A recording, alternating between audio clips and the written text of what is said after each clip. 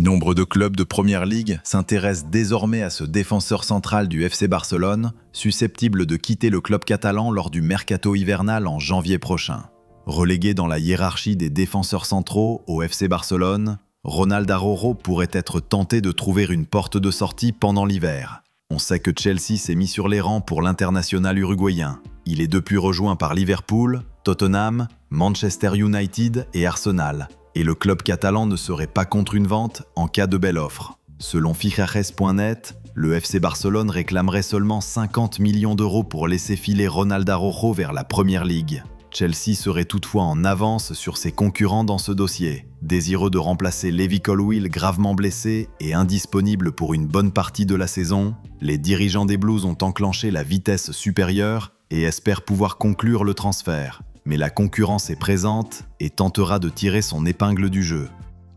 Parisiens et Barcelonais se retrouveront d'ailleurs dès le 1er octobre pour le compte de la deuxième journée de cette Ligue des Champions. Un duel passionnant et qui aurait dû être pour beaucoup la finale de la saison dernière. Une belle rivalité s'est installée ces dernières années entre les deux formations et ce choc sera clairement une des affiches de la saison. Mais il y a un problème et pas des moindres. Le FC Barcelone n'a pas de stade pour ce match. Les culés, qui ont joué au Estadi Johan Cruyff de 6000 places contre Valence le week-end dernier, ne pourront toujours pas jouer au Spotify Camp Nou avec des retards dans les travaux qui s'éternisent. Si le but de la direction était de revenir dans son stade en ce début de saison, avec des premiers matchs dans le Camp Nou rénové qui auraient déjà dû être disputés, c'est toujours aussi compliqué. Il n'y a qu'une solution pour l'instant, le stade olympique de Montjuïc, où le Barça a joué ces dernières années. Reste désormais à savoir si le stade, qui accueille aussi des concerts ou des événements culturels, sera disponible,